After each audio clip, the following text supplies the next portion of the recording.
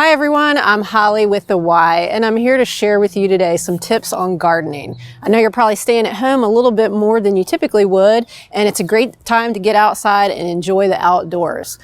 So all that I'm going to share with you today, I've learned on my own. I happen to love gardening as a hobby, and I've been practicing this hobby for a couple years, and that's really what gardening and working in the yard is all about. Practice. And it's fun to get outside and enjoy this time of year, especially the spring when all of the plants are in bloom. So we moved into our home about 6 years ago, and I was really excited to start landscaping my yard. So we have this big, beautiful Japanese maple in our front yard, and I wanted to plant some perennials around the outside of the maple. So I decided to plant some hosta. And so I planted them, I cared for them, they had the light that they needed, the water that they needed, and I came home one day and I noticed that they were dead. Something had gotten to my hosta, and it was one of the gardener's nuisances that we sometimes see in our lawns and our gardens, and that was a vole. So what I came up with was a cage. This cage actually goes into the ground and protects your perennial from any type of nuisance that might want to eat the roots of the plant or the top of the plant. Now, voles are like field mice. They really love plant roots. That's what they mostly feed on. The first thing you're going to need is a sheet of hardware cloth. Now, this is a 2 foot by 5 foot roll. It is a 1/2 inch gauge, and this is the perfect thing to prevent those voles to getting at the roots of your plant. You're also going to want a good pair of gloves, because working with hardware cloth or wire cloth can be difficult and challenging, and so you want to protect yourself as much as you can. The other thing you're going to need is a good pair of wire cutters. You can find these at any of the hardware stores in town. And then you're going to want something to tie together your cage with.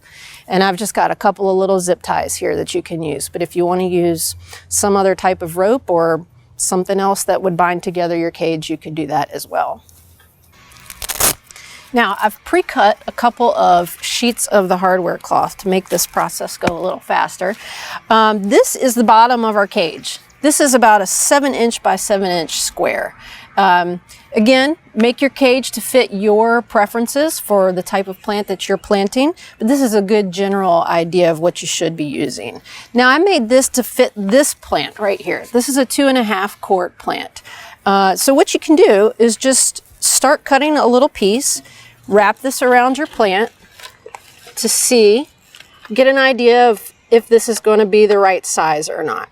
Now, you want to have a little bit of overlap so that you have something to tie together with. Just like that, about 1 inch of overlap.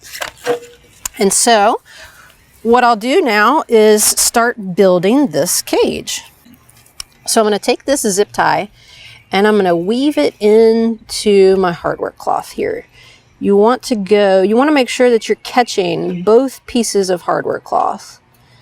The piece on the front side and the piece on the back side. And that's why it's easier a little bit to have the glove off of your dominant hand so that you can push this little piece through.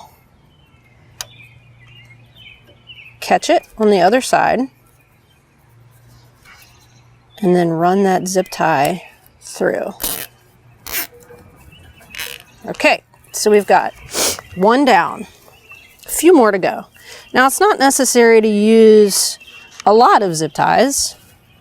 Really, we only just want to use a few, what we need. So I'll do one there, and I'll do one here as well. We put a lot of time and energy into our gardens and our landscape, and we don't want to have the heartbreak that I had that day when I drove into my driveway and saw all of those plants gone. Okay. So we've got our second zip tie done. The thing about voles is that you want to protect them from getting to your perennial from the sides, but you also want to protect the bottom because sometimes they can tunnel through to the bottom of your perennial and get at the roots at the bottom of the plant as well. So by putting this on, we will protect the bottom of our plant as well. And so again here, this is a 7x7 square. You want to have a little bit of overlap around. And we're going to take this zip tie and we're going to weave it through. Put that on there. Pull it tight. Cut off our excess. And then do 2 more, just like that.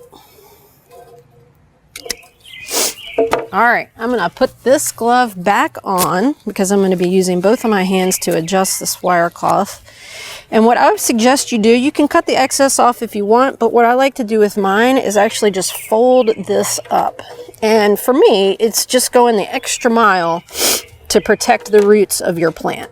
If you cut it, which I've done in the past, sometimes you can have a gap that might somehow let an animal in there that you might not want to get in there. So you fold it up and that's your cage. But we have one more thing to do.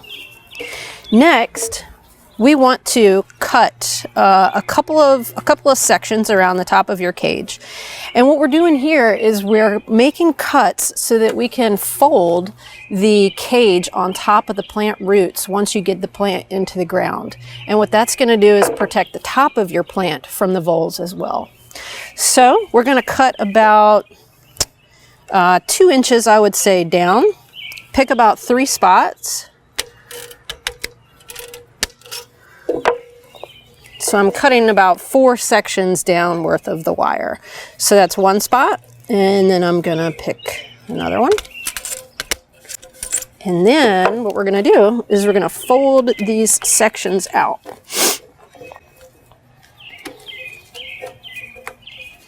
And actually we might want one more cut here, just to make it a little bit easier to work with as you're getting that plant in the ground. And there you have it. Your cage to protect your perennials. So when you're ready to plant, dig your hole first, of course. Make sure that the cage fits in the hole. Put your perennial into the cage. Put it into the ground. And then once you're done, take your cage and fold it over the top so that it's covering the roots of your plant. Once you've done that, you're ready to sit back and enjoy the plant as it grows and blooms year after year. That's been our segment for the day. I really appreciate you joining me. We'll see you again, and get out there and enjoy outside.